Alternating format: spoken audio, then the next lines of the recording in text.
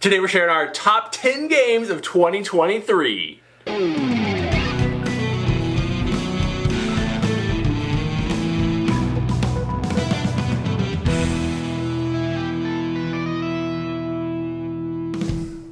Thanks for joining us at Tantrum House Studio 3. I'm Will. I'm Jonah. I'm Ryan. And I'm Kevin, and today we are doing our top 10 board games of 2023. It's our annual video, of course. I'm sure you've seen it the last few years. Yeah. This year, like all the others, we are giving away prizes, so you've got to stay tuned to the end of the video to figure out exactly what the prize is, but here's the deal.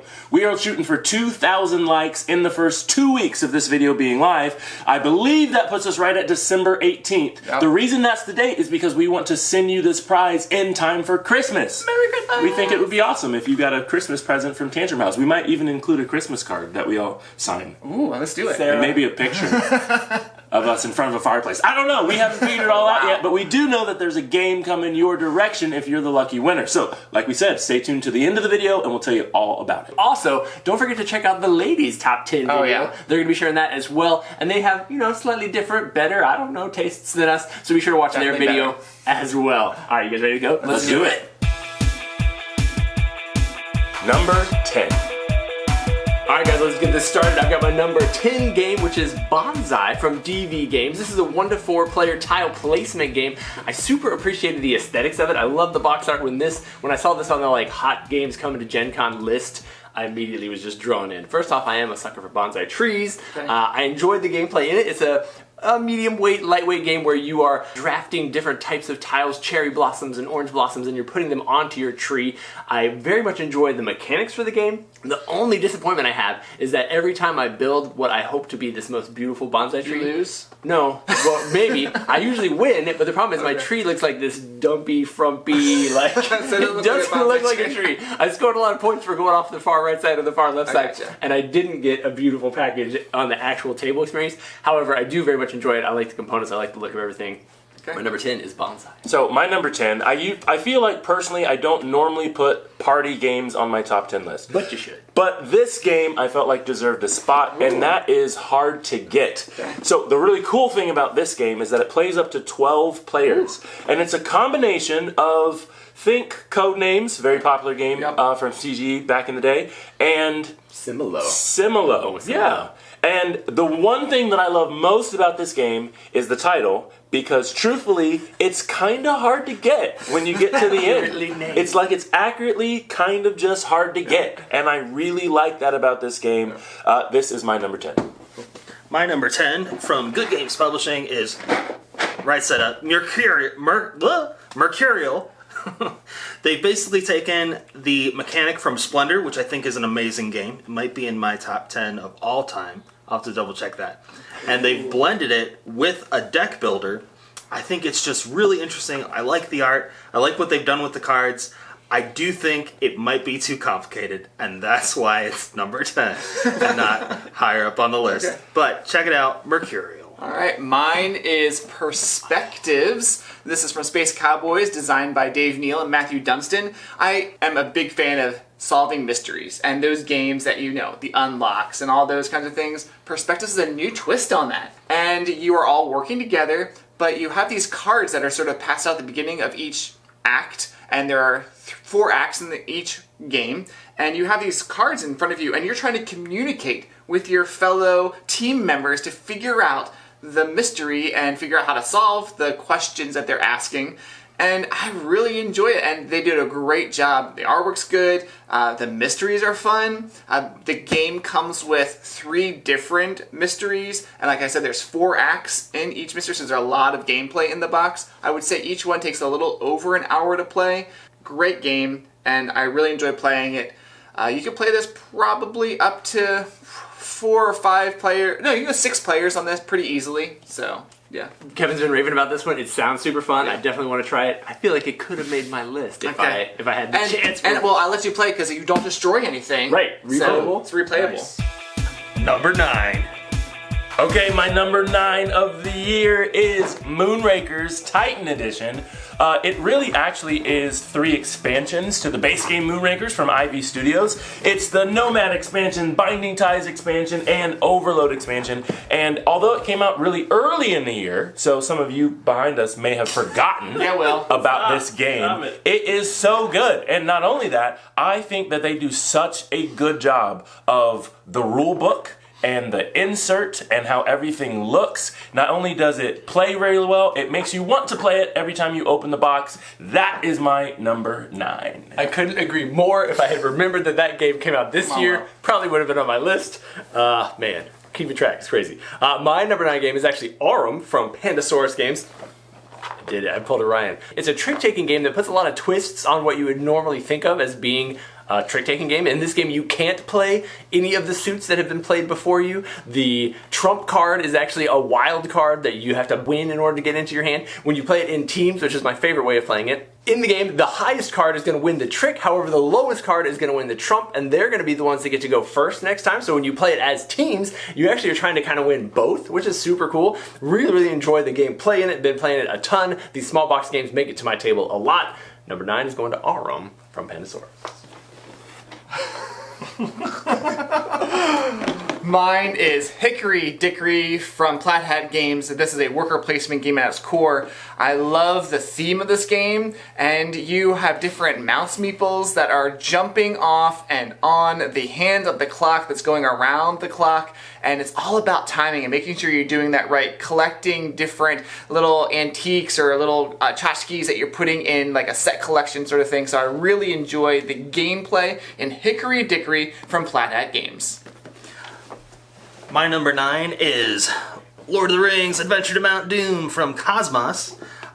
This was a breath of fresh air because it was very easy to get started. It's kind of a simple game and not overly complicated. And sometimes you want to just play a game that you can just sit down and play without having to be like, okay, what mechanics am I not thinking through? What am I going to regret and have to play the game again? But this one, it's pretty straightforward, and it's fun, and it's cooperative, 1 to 4 players. So we really enjoyed just bringing this to the table and playing through. I believe there is some optional rules to make it a little more complicated if it's too easy, but it's just a breath of fresh air, and it's Lord of the Rings, and we enjoyed that a lot. So that's my number 9. Number 8. My number 8 is Kutna Hora from CGE. At its core is an action selection game. You have a hand of cards and you're placing those cards down, taking actions. I like the dual use cards. Each card has two different things you can do and you're choosing one of them to do. But what I really like about this game is the economy of the game, the market. You have different resources that are changing in value up and down throughout the whole game.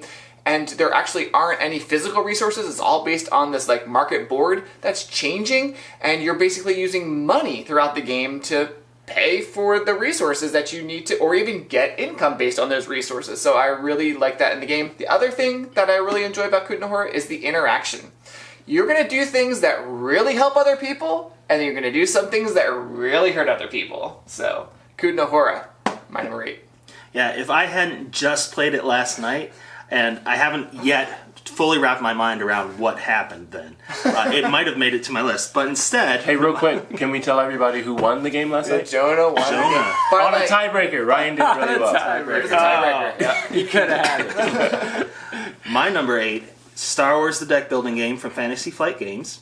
It is a dueling game, so there's just 2 players. Okay. One of you is the Empire, one is Rebels. You play characters or actions, and sometimes you'll play out a capital ship, and that ship will stay out. Ultimately, you are trying to battle and attack their planets and blow them up. And there might be like 3 planets you have to blow up, depending on how difficult you're trying to make it. But if they've got capital ships out, those defend the planet. So there's a good back and forth of like trying to get your capital ships out and then trying to destroy their most useful cards and that sort of thing. This would probably rank higher on my list if it wasn't a dueling game, because I don't like those head-to-head games as much, but it's pretty sleek. It's Star Wars, so I like that a lot. My number 8. My number 8 is Splito. This was brought to the U.S. by 25th Century Games. This is a pretty simple card game. I told you I'm bringing a couple of these, but it's super, super replayable. In this game, you are drafting cards, so you are taking a card, picking one, passing to your neighbor, doing the same thing throughout the entire course of the game. You're going to have, I think, like 15 cards out on the table by the time you're done, and those cards are either going to be colored number cards or they're going to be goal cards, and the goals, there's a ton of goals in the game, so it might be have the most yellow on the entire table, or have 3 of each color, or have anything you can imagine. So the most interesting part about this game, however, is that you're playing, your final score is going to come from the multiplication of your player on your left and right working together, and your right and left, if that makes any sense. Your left and right, and your right and How left. about you just play on your left and the player on your right? That way. So you've got to balance how many points you're getting on each side, because if you get only 2 points on this side but 9 on here, you're not 18, great, that's the final score. However, if I can get 3 more on this side, now 5 times 9, my score is multiplied.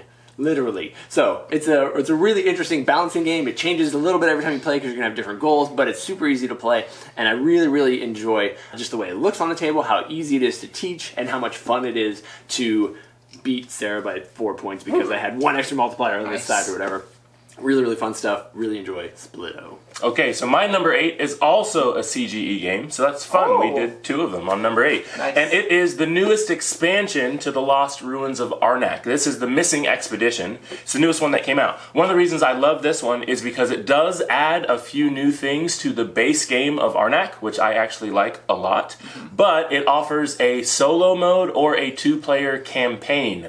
And so I was actually able to go through the campaign, and I really enjoyed it. It gave you an opportunity to really play Arnak, to learn it, to switch your leaders throughout that campaign. And so now I feel like I've got a really good understanding of the game and how to play it and how I like to play and how to win. And I thought the campaign added some really cool features. The way that they interacted with the game board and the resources and the market, I thought it was just done really, really well. And I just found this out, that it's the 2 players, it's cooperative. It's a cooperative 2-player campaign. I like that. That's right, and I enjoyed it. I had a lot of fun. So that's my number 8, The Lost Ruins of Arnak Missing Expedition expansion.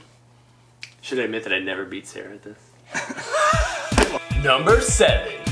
My number 7 game of the year is Earth from InsideUp Games. This is a tableau building game, and one of the reasons that I love the game so much is because there's a bunch of in-game scoring. So if you play a lot of games with in-game scoring like I do, and that's normally how you get your wins, you end up winning the game a lot.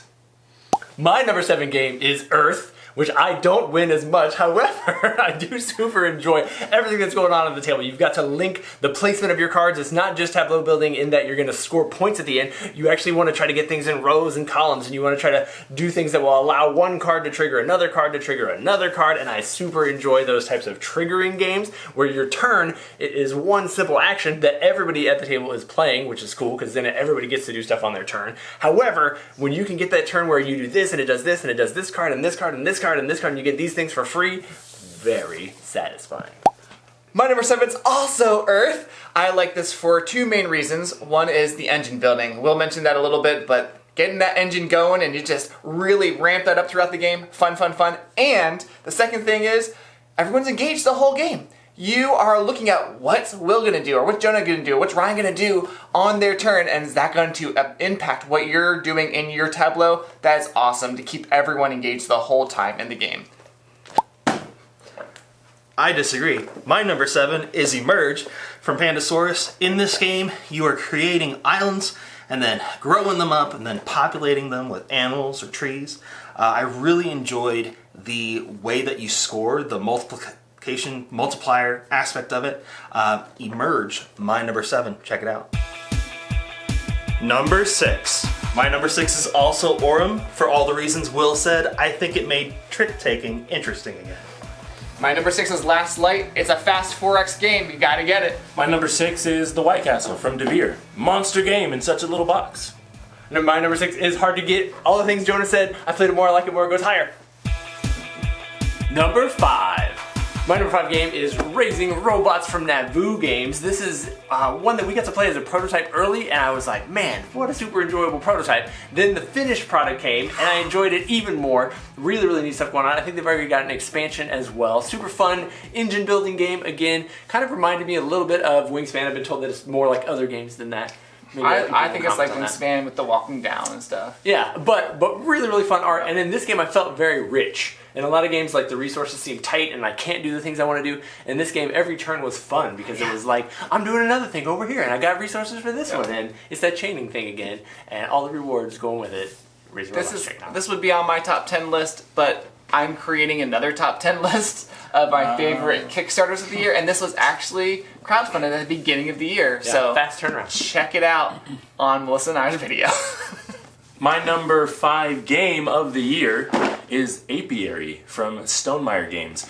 This game is unique, I think, and that's why I like it. In the game, you've got bees. They are space bees, and you are bumping. There's a cool bumping mechanic where if you take the spot where someone else is, they get bumped. Maybe bumped to the next spot, or maybe bumped back to your player board where the bees then upgrade, and it's all about kind of trying to upgrade your bees all the way through their cycle and score the in-game points, and I really enjoy the game. And of course, because it's Stonemaier, it's so vibrant, it's so well written as far as rule book and what's happening. It's not like you're going to be confused playing it. I really enjoy the game.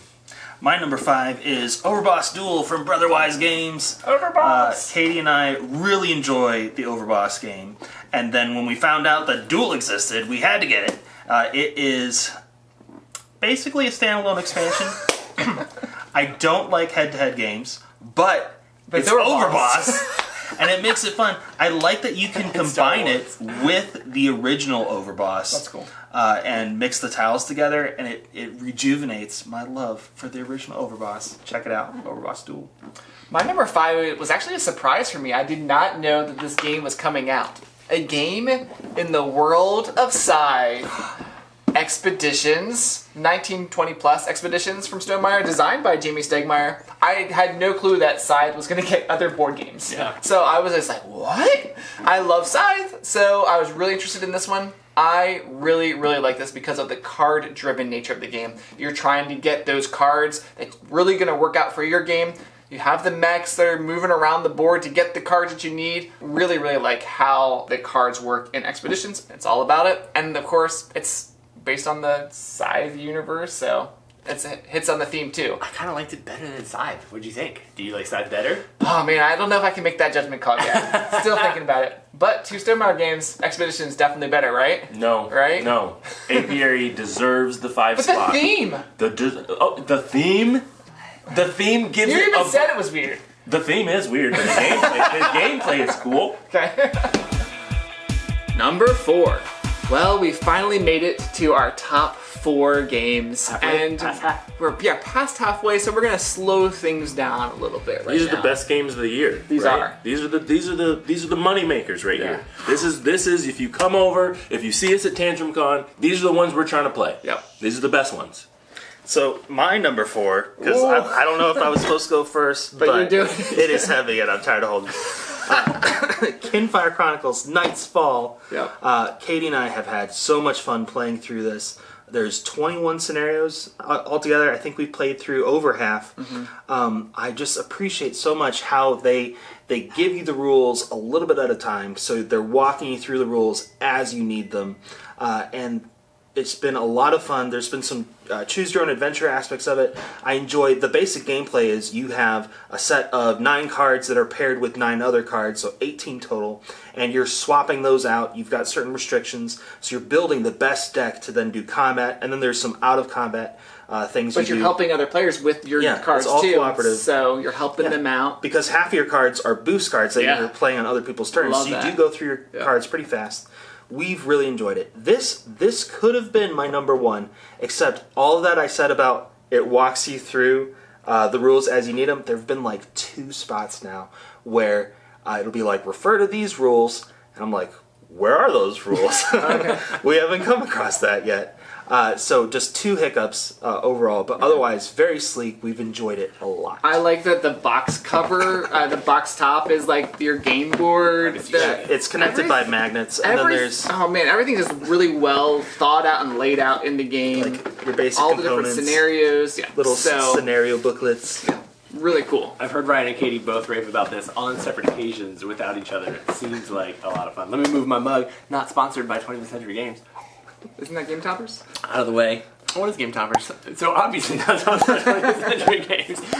My number 4 game is Books of Time. Hey, I'm going to piggyback with you because my number 4 game of the year is also Books of Time. And mine is here. not.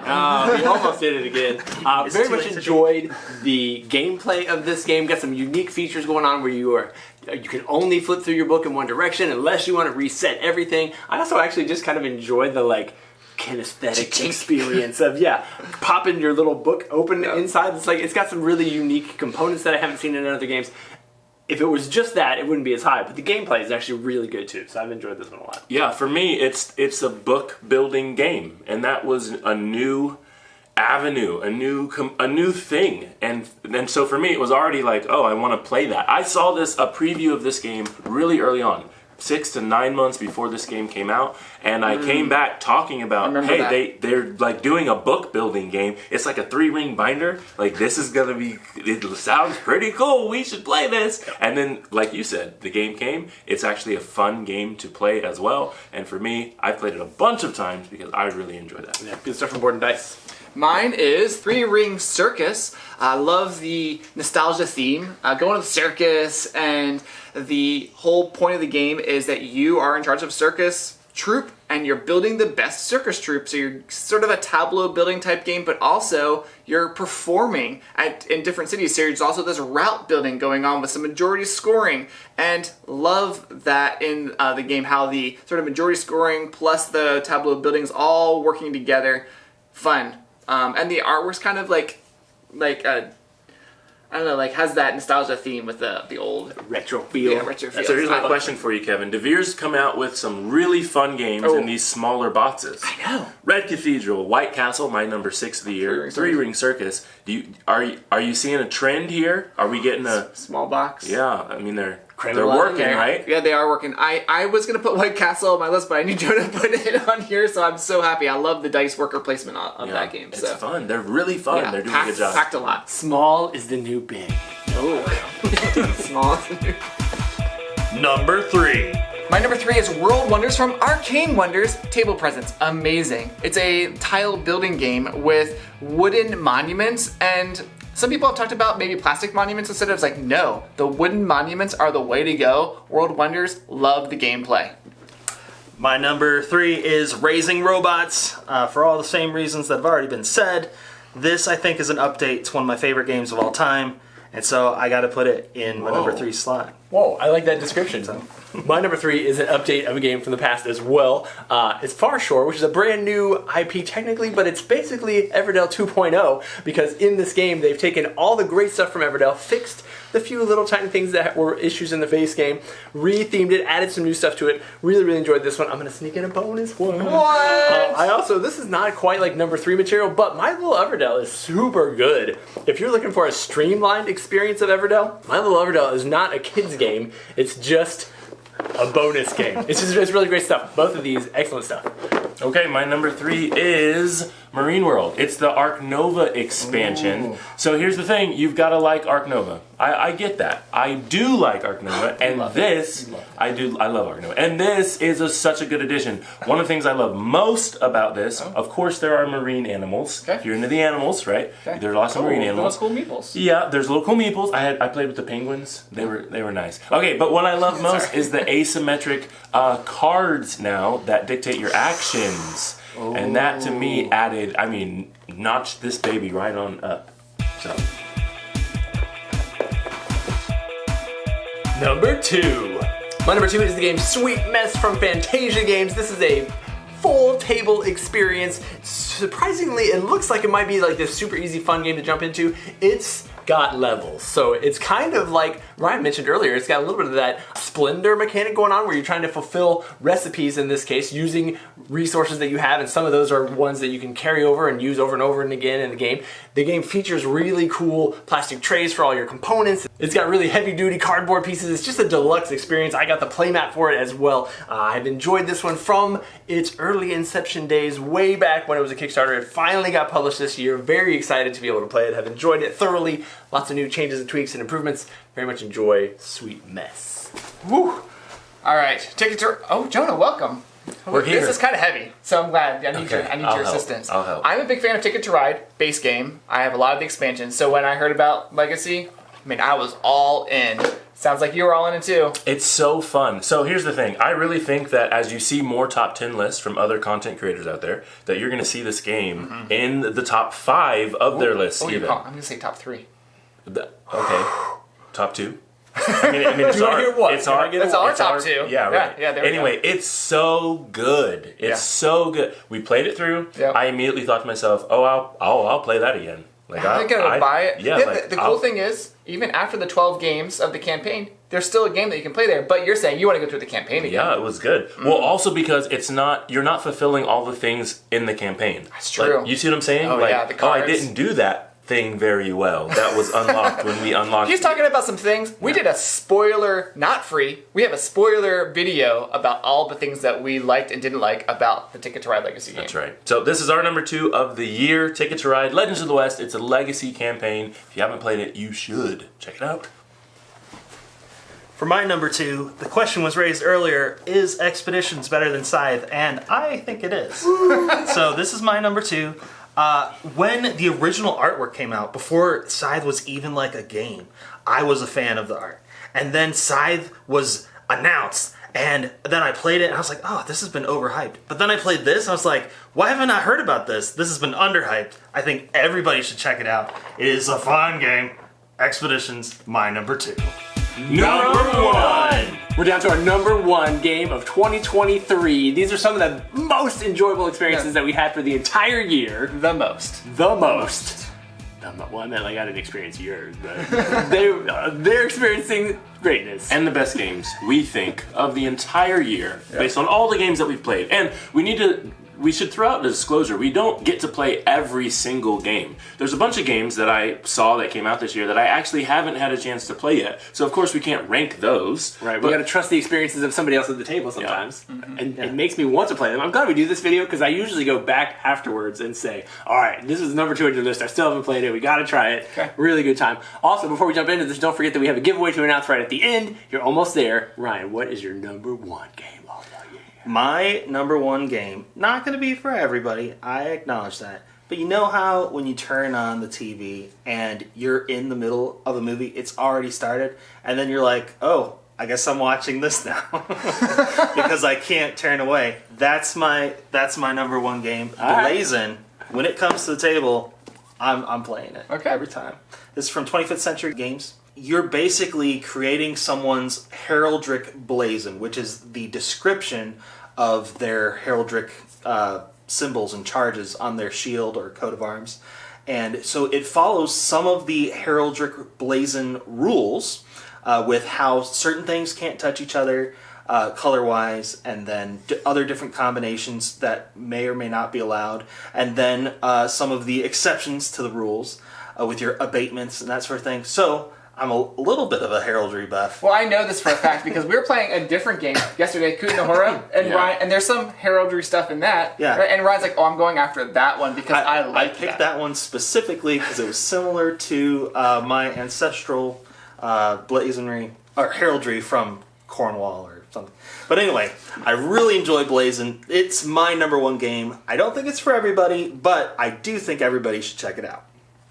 Do you have anything else down there you want to talk about? Are we talking about those at the end? I think we're talking about them at the end. Are we? Oh, okay. All right. I can do it. Do it. Give it to us, Ryan. Why is this Honorable? What do you got? This is my honorable mention, Lorcana.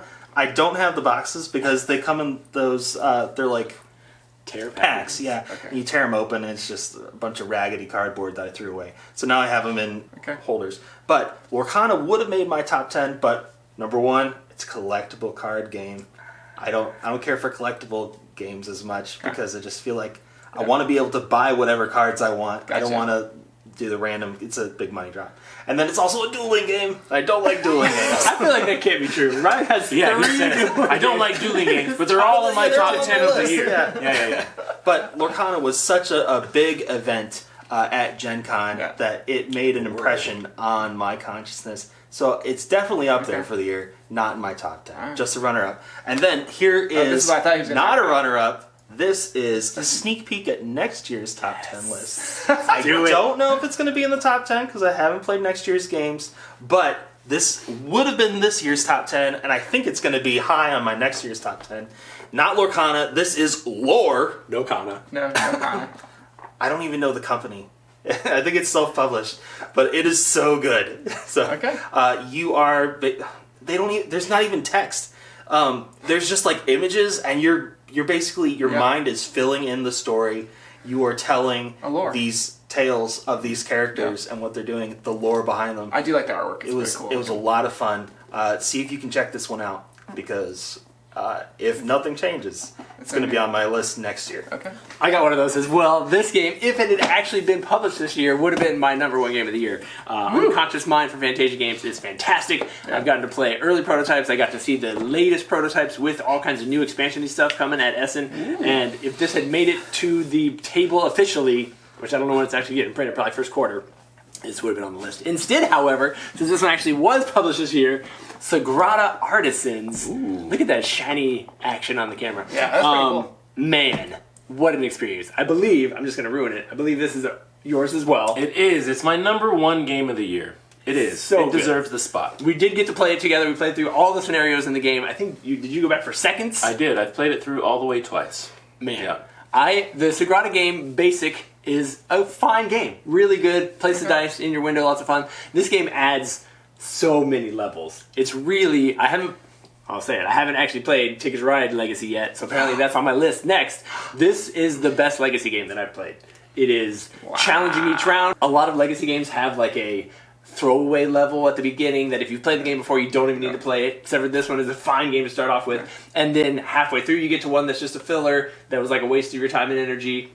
I didn't feel like that in any case in this game. Every round was a new challenge. It was exciting and fun. You're using colored pencils in this one instead of just the dice. Why you like it. And so there's like activity going on the entire time. It's just, the experience is fun. The gameplay is super challenging. My mind was kind of blown by a couple of the puzzles where I was like, I didn't think this was possible. And it's great. Yeah. So one of the things that I like most, I'm going to echo what Will said. After playing Sagrada Artisans and playing Ticket to Ride Legacy, I thought to myself, Legacy games, campaign games, they've stepped up. These are some of the best games I have played, and it actually sent me on a quest all year to play more Legacy games. So I kid you not, I've played like 3 or 4 since playing this one originally first. I played this one twice. Yes, because I'm like, have they always been this fun? This is nuts. Good. Legacy?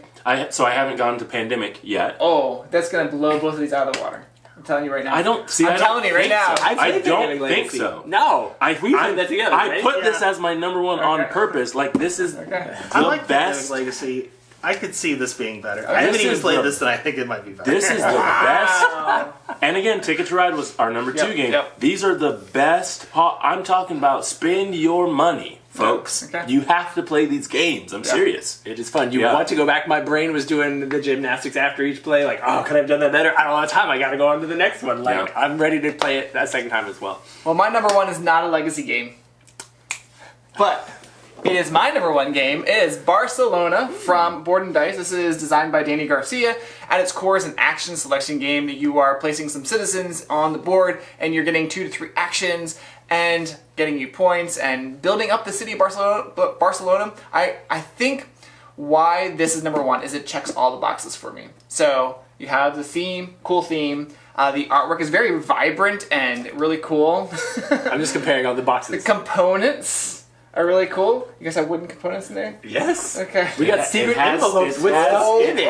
Yes, it has it. But Okay. continue. Design. Okay. Gameplay. Okay.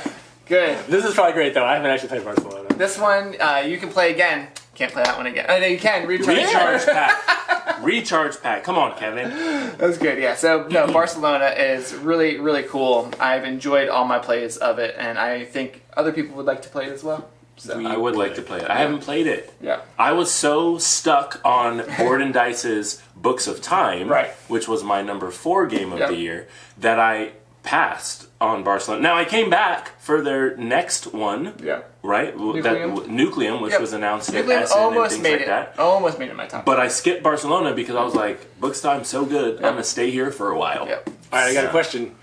Marrakesh didn't make your list. Does that come out this year?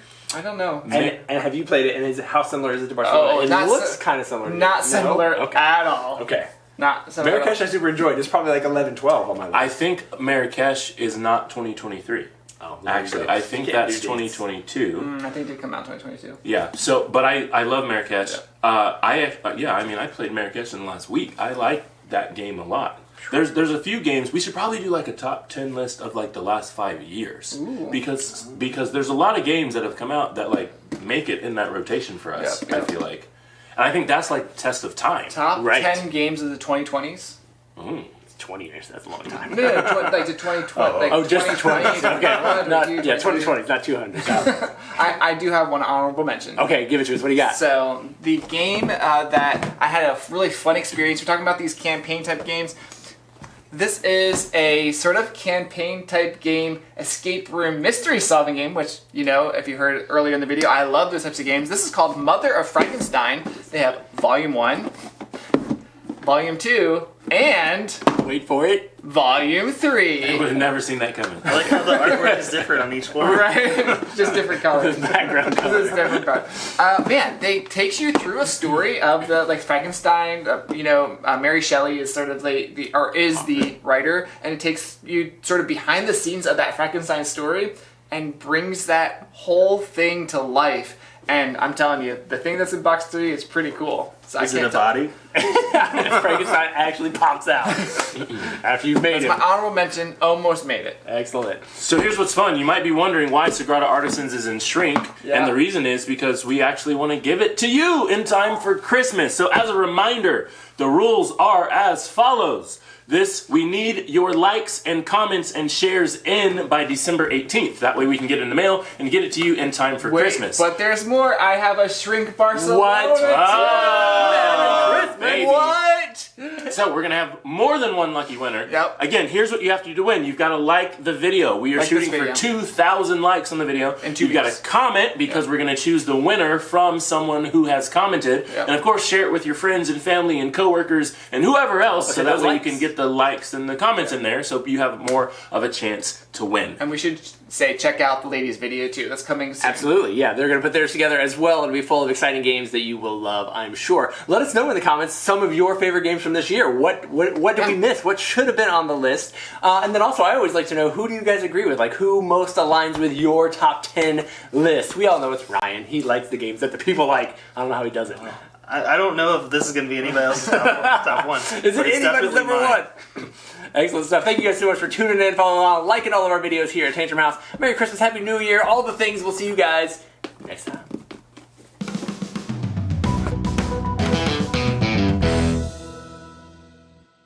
Number 1! Hold on a second. I liked it. It was good. All right. Spanish. We are going to have the video.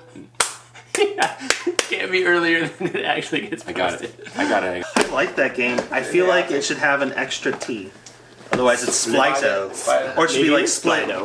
Split-O. There you go. Earth from InsideUp Games. This is a hard to explain game. Hold on a second. What am I going to say? You got to catch it in front of this, though. 3, 2, 1. My number 7, I disagree. It is actually Emerge from Pandasaurus. I really enjoyed the... We gotta do it again. Did it hit you in the face when I looked down? Okay. It's got a little bit of that Sagrada mechanic where you are trying to claim cards that are going to give you more powers later in the game that you can use to fulfill recipes. Not Sagrada. I was like, what are you talking about? What did you say? I don't know what he said. We're gonna go higher.